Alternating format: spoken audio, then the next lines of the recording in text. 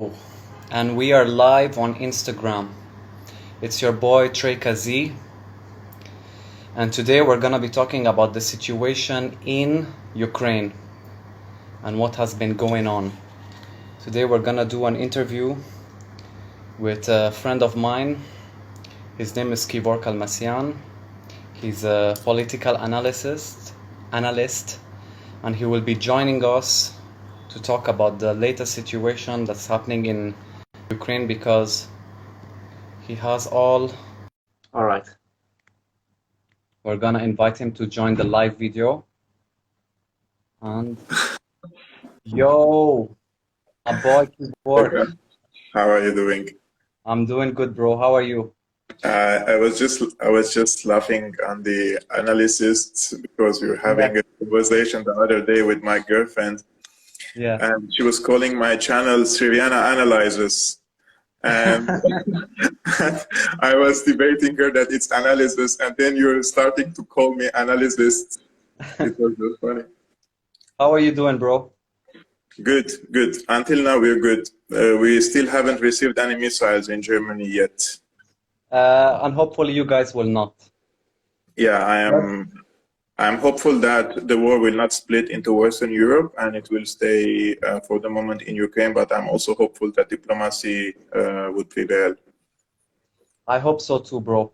Now to the people watching, this is Kevork Almassian. He's the founder of Syriana Analysis. He's a political commentator, he's a journalist, an activist, and a truth teller, and obviously, clearly, a transgender lesbian, as you all can see.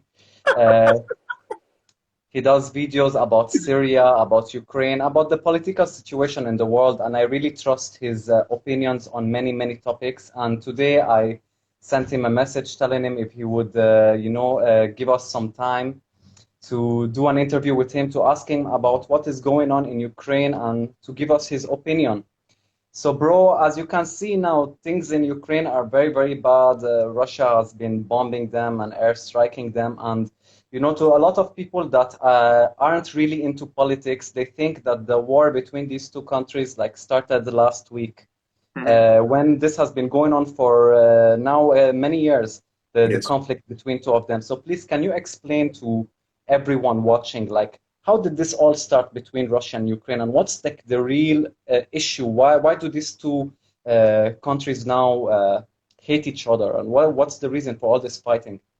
I don't think they hate each other, but I will give a historical context. It's very important for us to understand this context because simplifying politics nowadays have become a fashion. It's easy on social media nowadays to give opinions, right? But are all opinions the same? They're not. So in my opinion, if you want to check how the situation developed in Ukraine, we have to go back a little bit, few decades, since the end of the Cold War, since the end of the World War II, right? The United States and the Soviet Union, they engaged in a Cold War. And it was very brutal, and they were fighting each other directly sometimes through, in different parts of the world, and sometimes through proxies, and sometimes diplomatically and economically. Each side tried to take the other side to its knees, and this was very clear. But the Americans were successful. They outsmart the Soviet Union, and one of the things that the Americans managed to succeed is to keep the sea power. This is very important for people to understand. There are sea power countries and land power countries. Russia or the Soviet Union was mostly a land power state during the Cold War, and the United States was a sea power, and it encircled the Soviet Union from all sides and blocked it from accessing the international waters, right? Now, the Cold War, when it was over and Russia was crumbled, especially after the war in Afghanistan, when the United States supported directly the Mujahideen there, which resulted later in the creation of Al-Qaeda, they defeated the Soviet Union and it collapsed. That's fine. So the Soviet Union lost lots of territory. And the United States, since the end of the Cold War, engaged in a policy of attracting the former Soviet Union countries, right? And there were many attractions. I mean, a lot of people were unhappy under the Soviet Union, so they willingly joined the Western camp. But other people resisted. And the countries that resisted to join this the Western camp, they were targeted to either American blackmailing, coup d'etats, color revolutions. And we know how it started in Georgia, I think in 2008, in Ukraine in 2014, in Armenia in 2018. All the former Soviet countries were either joined the Western camp or they were forced to join the Western camp through these color revolutions. And for those who don't know what color revolution mean, it's basically the United States uses soft power in a country, in a ex-Soviet Union country, by financing civil society people, non-governmental organizations, and support. And this civil society, they train politicians, they train journalists in order to shape the public opinion in that country from being pro-Russia into being pro-United States.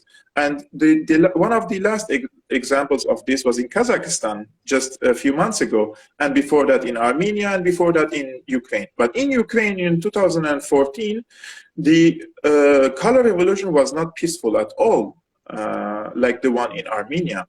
It was very violent. There were snipers from both sides, and there are even evidence, and we have to watch the documentary of Oliver Stone, which is, by the way, a Hollywood movie producer. It's not a Russian propagandist, right? He addressed this color revolution and how there were third parties, non-Russian and non-Ukrainian sides were sniping on both sides in order to create a mayhem and bloodshed, in order to turn both sides against each other.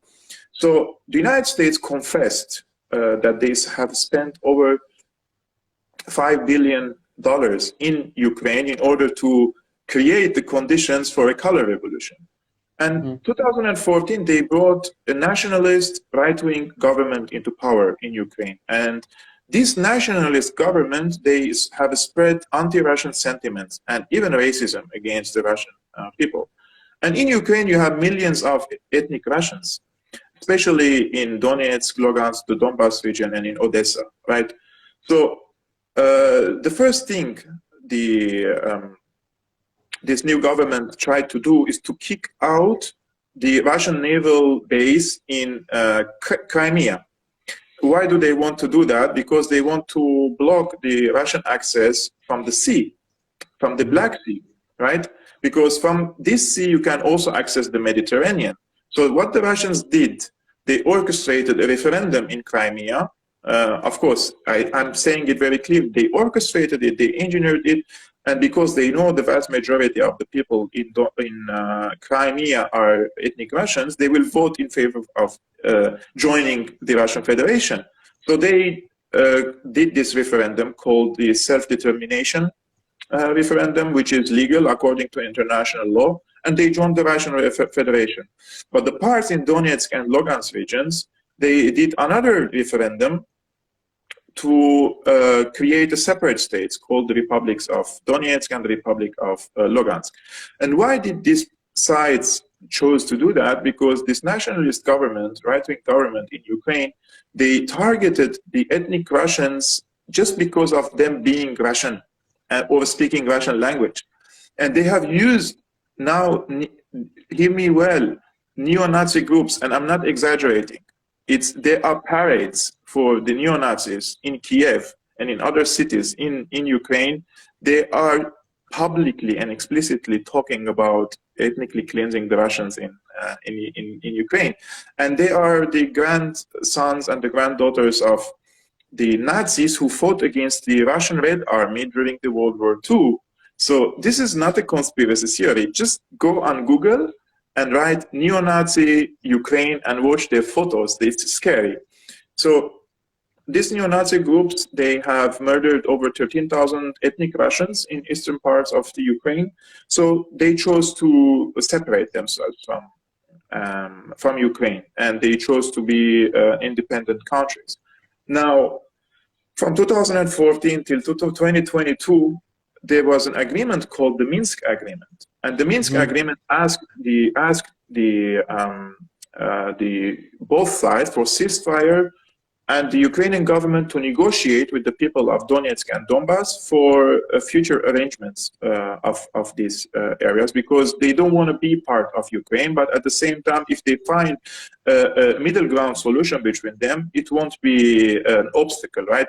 So I think they gave around 6 years of time for this Minsk agreement. And when I was in Donetsk in 2015, the shelling never stopped on the Donetsk city and in residential areas. I mean, we were in a safe place because it was well known that the journalists live in that hotel, so they were not bombing it, but everywhere was under shelling by the Ukrainian army, right? So the Russian side was telling the Americans that they cannot include Ukraine into NATO like they did with other Eastern European countries, and they have to withdraw their forces, and they have to withdraw their systems and technology from Ukraine and from other Eastern European countries, because, I mean, let's be real. Why the United States is installing missiles in Eastern Europe? Who are they targeting with? Russia. And they are installing supersonic, I think it's called supersonic missile. Supersonic missiles mean in a few seconds, you can strike Moscow. The missile can hit Moscow in a few seconds. Yeah. And recently, they want to include Ukraine into NATO. That means between the border of Ukraine and Moscow, 800 kilometers. So they arrived on the borders with Russia. And it's not like these missiles.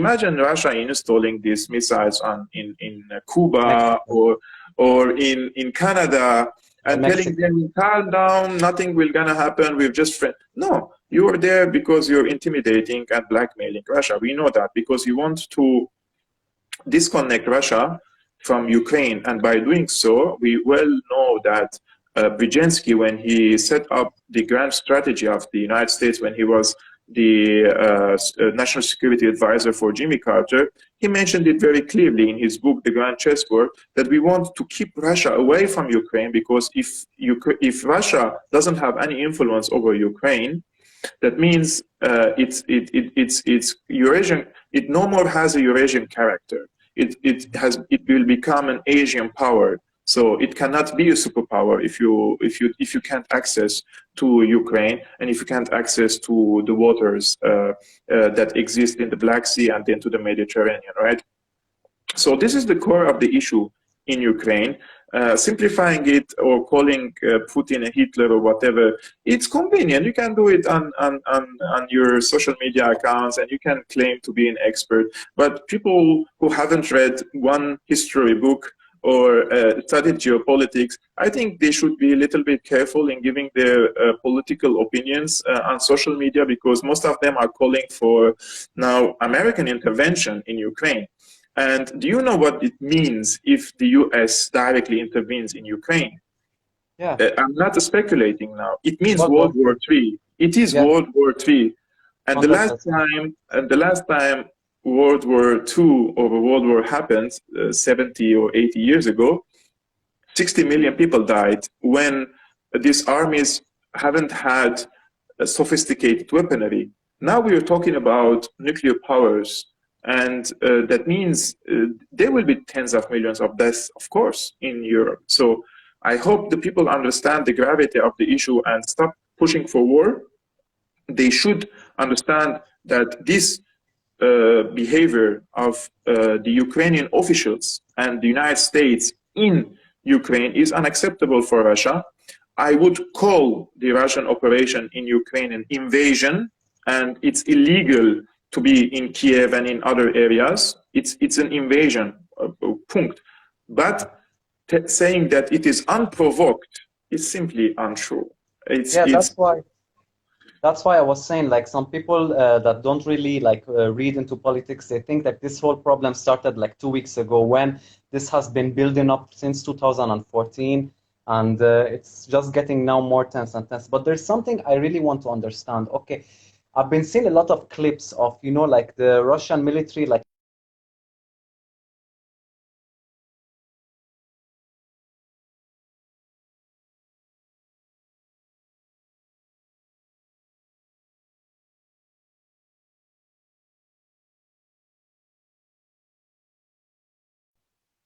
I'm sorry, You're back. internet got disconnected for 1 minute. Anyway, I was asking that I've noticed that the Russian military has been hitting and striking like civilian areas in Ukraine. Like, why aren't they only hitting military bases? Why are they also like striking civilian areas in Ukraine? I think the Russians are definitely striking the military installations, and we have seen many videos of They are. invasion of military air defenses, the air force of Ukraine, etc. And And and any they also took control of the nuclear plants there, or Yes, I yes. read the news. This is one of the concerns of Russia that Ukraine, with the help of NATO, they will install nuclear warheads against Russia, right? So they are trying to strip Ukraine of its strength now in order to keep it neutral militarily against Russia. However, any bombing of civilian infrastructure in Ukraine is highly condemned. If Russia has bombed any civilian infrastructure, and I have seen some videos in the civilian or residential areas, there is no justification for that. It's There simply isn't, because like unacceptable. when I was watching like these kinds of videos, I was really shocked because like normally, when there is a war, they only strike like military bases and stuff. But like I was seeing videos of rockets falling in civilian areas, and I was also seeing videos of like Russian tanks walking like in the street and like over like civilian cars and smashing civilian cars while people were in it, and they just kept on walking. So it's like this kinds of action is also like very terrible, and like uh, I don't know. Do you think like the escalation will just keep on getting more and more, or do you think now things will calm down a little bit?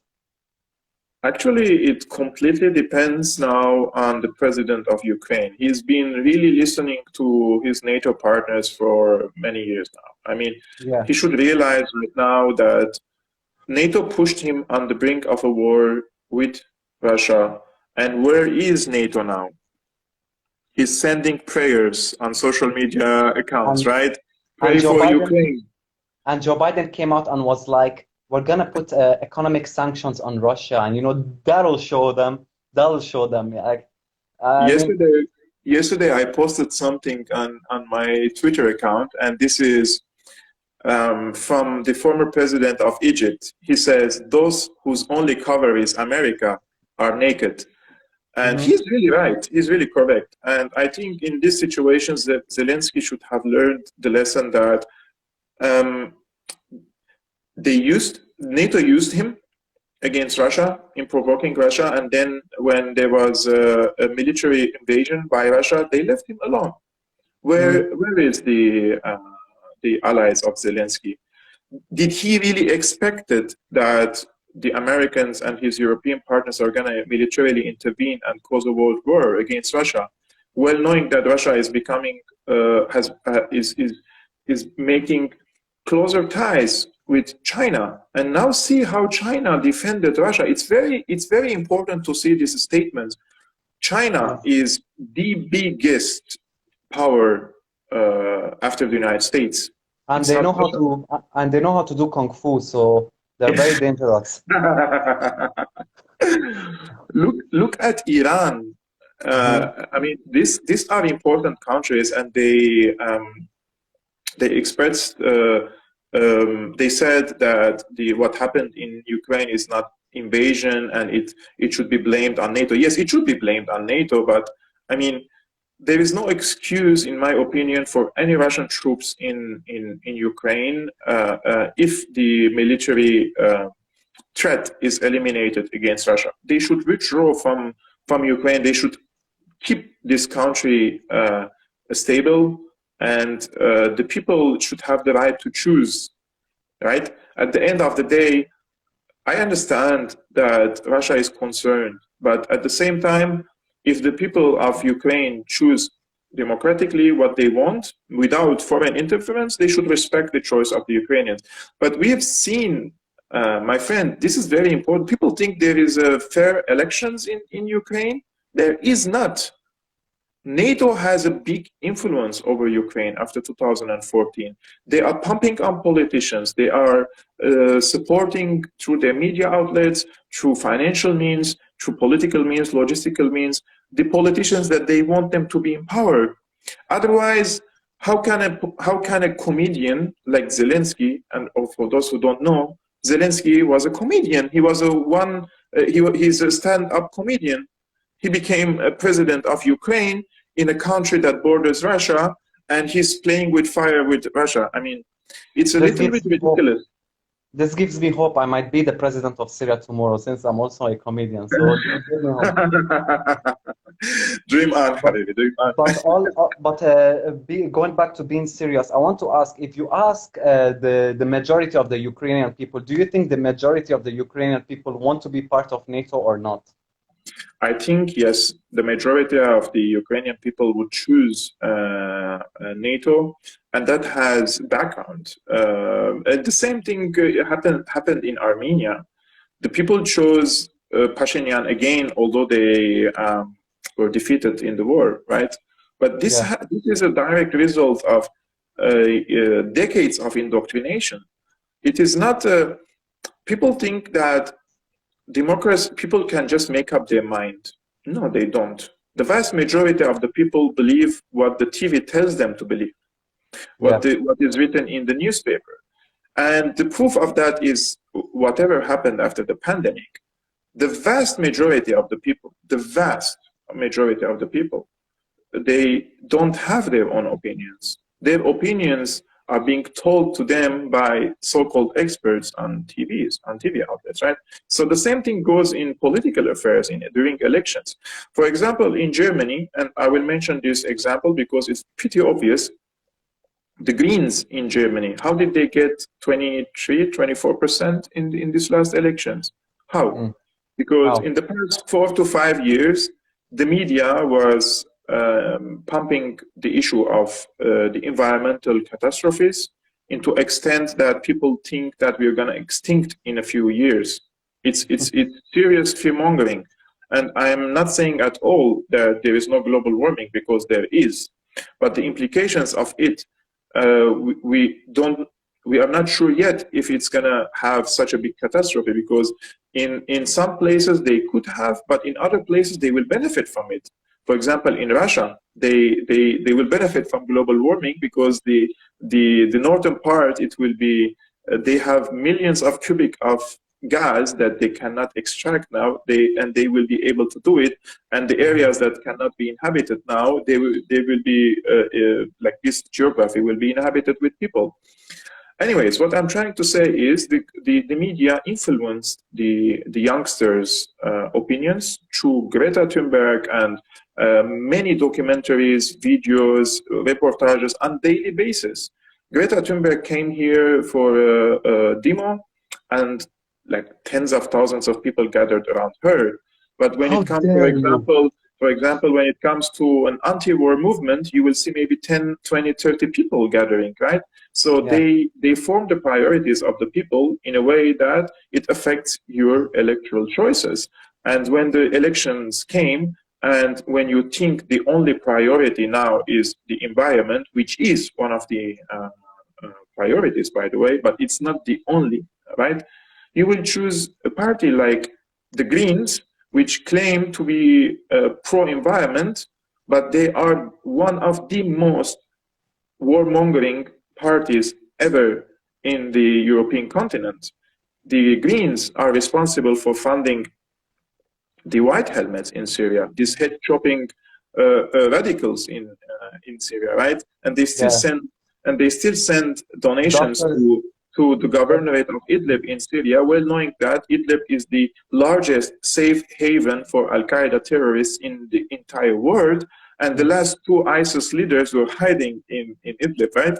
So, and they know that, but to the media, like they say, they are humanitarians and they are doctors and they're helping all the children and so on, but they know that in reality they are jihadists and they are cutting heads and doing all of these. So what I'm trying to say, free choice is, I wouldn't say it's an illusion, but it's a very difficult thing to believe that it exists in all people, because most people, in my opinion, they are driven by what the media is telling them. Like why the environment wasn't a priority 10 years ago when it was, but the media decided that. And of course, behind the media, who is behind the media? We all know the media is funded either by the state or through billionaires, right? They are corporate media outlets. They're not independent media outlets. So we have to see this conflict of interest. Why would a billionaire like George Soros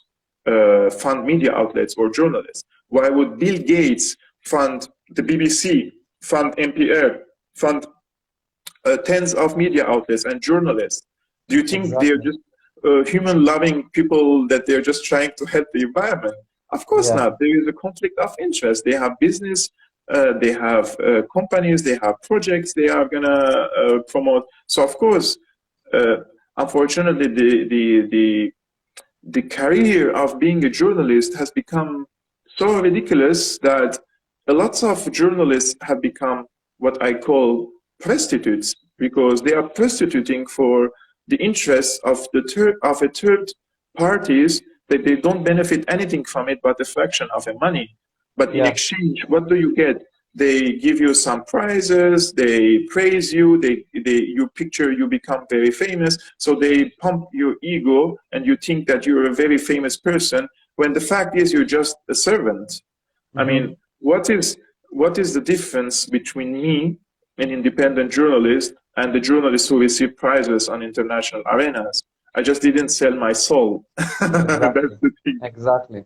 And that's why I like you and I like your work, and I always reach out to you when I need like more information, because I trust your analysis. I want to ask you two more questions before we leave. What do you predict happening right now in Ukraine? Will things escalate and get more like violent, or do you think like America is going to intervene militarily, or do you think like the situation will calm down in the next week? To be honest, last time I predicted something and I said there is not going to be a wide-scale war in Ukraine, and here it is. Oh my God, but you know, it's really terrible because you know, like when you look at it, the world right now, it's always a fight between Russia and America. And now the thing that really like breaks my heart is that the only people right now that are all gonna pay the price for the bullshit that America and Russia is doing are the Ukrainian people, you know, like the innocent people that have nothing to do with war. And like me looking at the situation in Ukraine, it reminds me a lot of what is happening, you know, in Syria, because that's what they're gonna do now. Tomorrow, Russia and America are gonna divide the country, and they're gonna start fighting each other through like proxies, and Ukraine is gonna slowly get destroyed. Their economy is gonna get destroyed. Then they're gonna start having a refugee crisis, and a lot of innocent people that have nothing to do with all of this bullshit, they're gonna end up dying and losing family members or losing their home.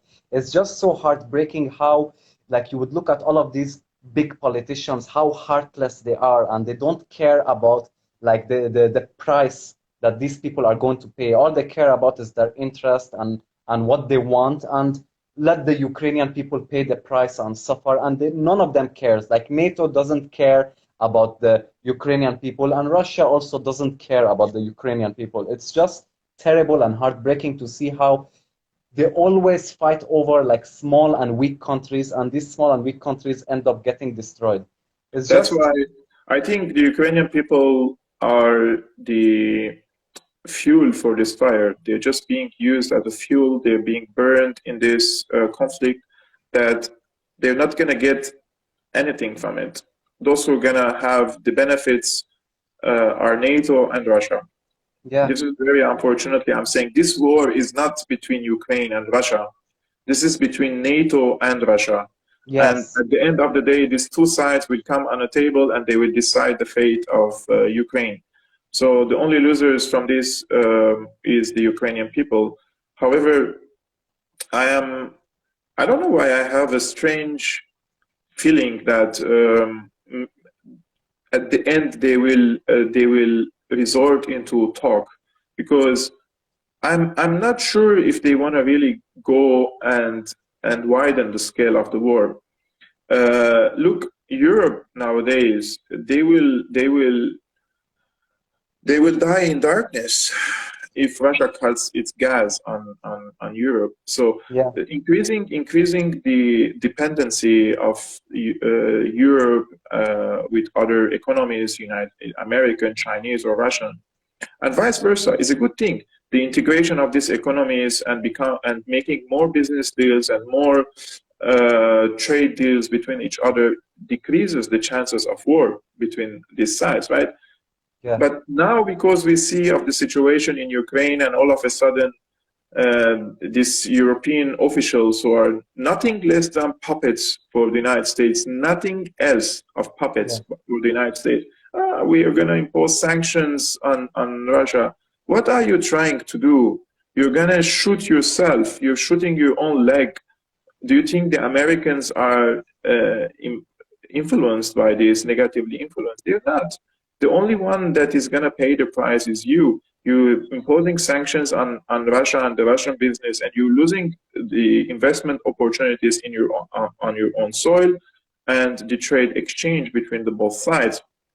So sit on a table, agree on a security arrangement with Russia. Russia is not going to accept you installing your long-range missiles, supersonic missiles, nuclear missiles on the borders with Russia. It's not going to accept that, and it shouldn't. I mean, how can people think that it is okay to install missiles? And by the way, yesterday when I posted these stories about Ukraine, and I received lots of comments, private messages, a lot of people had no idea that NATO is installing missiles on the borders with Russia. It yeah, is true. It is true. You know, in 61 or 62, the Soviet Union decided to install missiles in Cuba. That's like 100 kilometers away from the United States. yeah, What did happen when the Soviet Union tried to do that?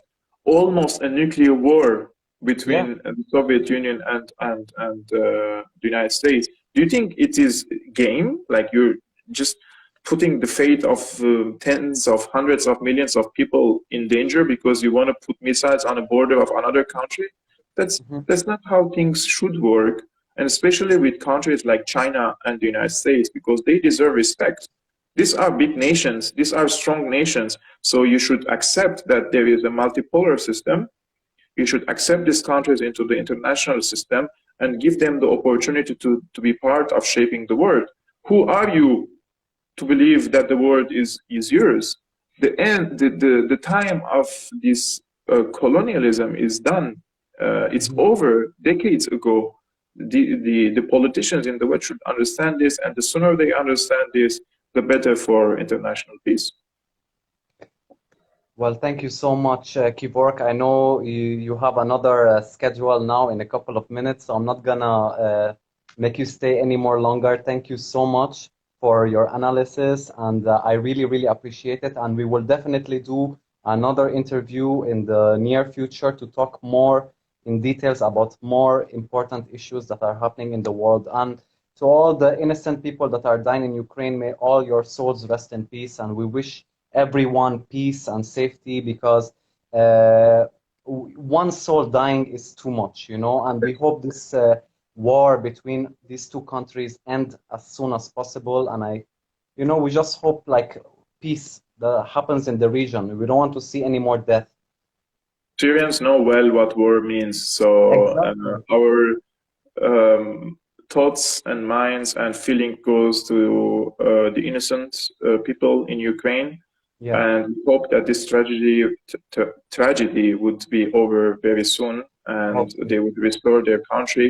And just for those who think that I'm being just biased, I would call what happened in Ukraine an invasion, and I would call on the Russian troops to withdraw from Ukraine, and they have no place to stay there. And I would like to see Ukraine free.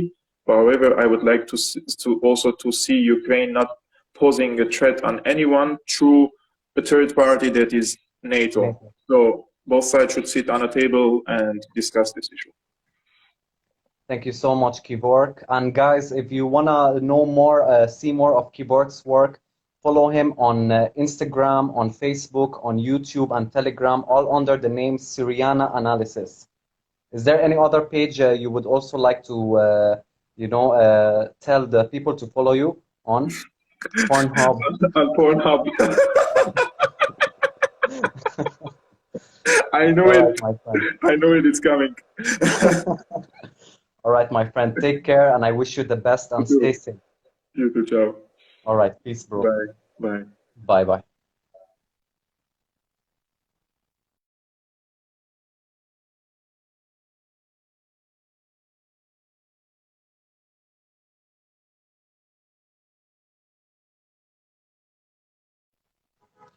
I hope that peace happens in the region because, like he said, we as Syrians, we have lived through war and we know how tragic and how scary and how terrifying it is. I was seeing the videos of rockets falling and I was just getting flashbacks of when rockets was falling when I was in Syria, and I was filming from my balcony. It was always a terrifying experience and I would wish it on nobody.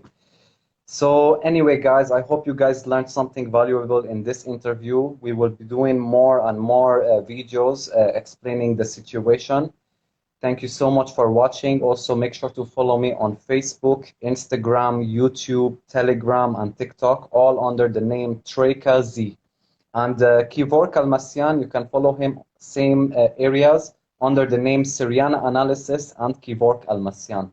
Thank you all so much for watching, and I'll see you guys in my next video. Peace.